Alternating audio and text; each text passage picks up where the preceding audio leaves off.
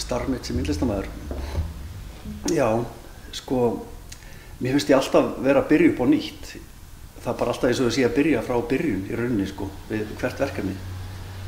Ég þarf svolítið að finna upp aðferðina, en ef ég lít tilbaka þá sé ég svona, ég hef kannski svona eitthvað kerfi, sko, á þessu.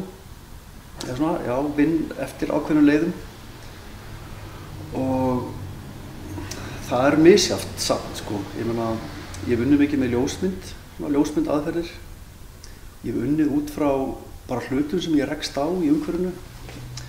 Dæmi það eru ruslapokar sem að liggja á götunum eða snjóhrúgur sem að jarðýrnar hafa hreinsað göturnar og eru svo fjöll, þannig ég mynda það. Svo rekst ég á kannski ruslapoka og það minnir mig á snjófjallið, þannig að hrú af rusli á götunni er orðið eins og náttúra, þannig ég byrja að mynda rusli eins og það sé náttúran sjálf. Og svo leiðir það mig kannski áfram, ég er að hrærast í þessu umhverfi, ruslapokana og rekst á sorphreinsimennina. Þeir bjóðu mig þar upp í Sorpu og þar tek ég myndir af það sem ég sturtar við sorpinu og það sem ég pakkaði saman og það sem ég fara með það. Þannig að svona ég fylgdi, sem dæmi, þá fylgdi ég ruslapokunum. Ég elti hann á áfangastað sem var urðunarstaðurinn upp í Álfsnesi. Dagurinn hjá mér er frekar svona óskipilaður, ég er alls ekki mjög skipilaður. Þetta er ofsalega misjafnt. Ef ég þarf að vakna snemma, þá vakna ég snemma. Ef það er sýning sem nálgast, þá er allt á fullu, sko.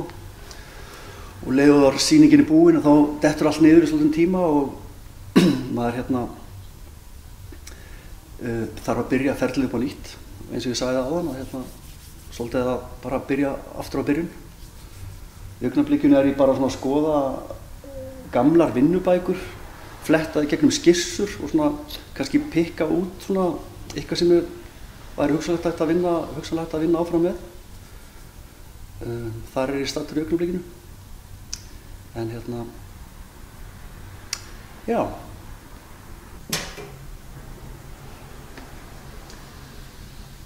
Þetta verk heitir Conversion númer 5 eða 6. Ég var að tala sorpið áðan. Þetta er svona mynd af íslensku reykfisku heimilissorpi sem er búið að sturta hana úr öskubílnum. Og myndin er speglað. Þetta er að vísu ekki alveg sama myndin. Þetta er myndin hérna megin tekin nokkrum sekúndum brotum síðar.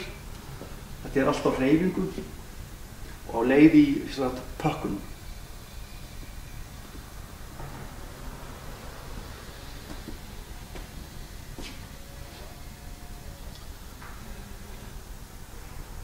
Kveikjan að því að gera þetta svona var svo að ruslið fer hérna upp í Álfsnes og verður hluti af náttúrunni.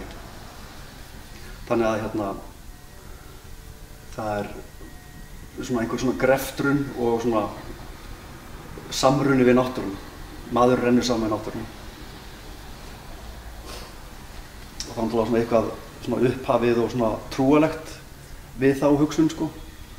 Og ég vildi koma því saman í eitt verk. Að verkið sjálft er umbreytanlegt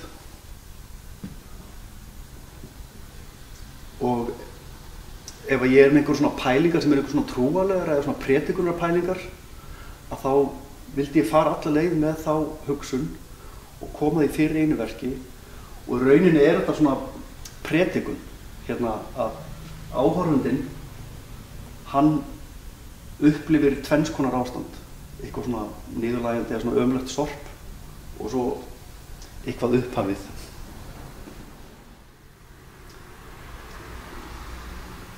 Þessi sería heitir hliðar, þetta eru skipshliðar, bakborð og stjórnborði og ég tek þær sko svona symmetríst á alveg nákvæmlega sama stað á skipinu sitt hvoru megin. Þannig að þú sér hvernig línurnar liggja svona symmetríst. Og þetta er öll hæðin á skipinu, skipskroppinu. Hér fyrir ofan væri sko handriðið og hérna myndur við byrja að sjá undir skipið. Þannig ég reyni að taka inn stóran flöt og ég mögulega get. Og það ég reyni líka að ná þessu augnabliki þessu millibilsástandi. Hér og eftir að grunna þess að mála neðri hlutum. Og skipið ekkert, það kannski bara nokkru klukkutímar sem það í þessu ástandi. Þannig ég þarf að grípa þetta augnablik og ég þarf að grípa það eins báðum megin. Þannig að ég hafði ekki mikinn tíma til þess að ná þessu nákvæmlega svona, sikkur megin. En ég tók þetta í fyrra vetur, vaktaði slipsvæðið dag og nótt og þeir fengu mér þess að númeri hjá mér, vaktmennirnir, og hringdu í mig þegar að áður en að þeir til dæmis kláruðu. Það var hringt í mig kannski snöggum morguns að þú verður að flýta þér að þeir eru að byrja að mála skera línuna sko, mála brútina fyrir neðan. Og svo á ég aðra mynd þar sem það búið að mála það. Og hitt skipið á svona öðru stigi.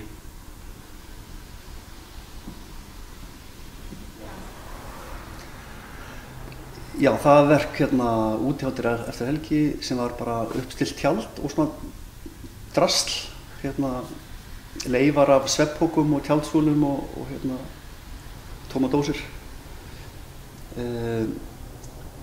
Og svona upptaka af krökkum að skemmta sér inn í tjaldi.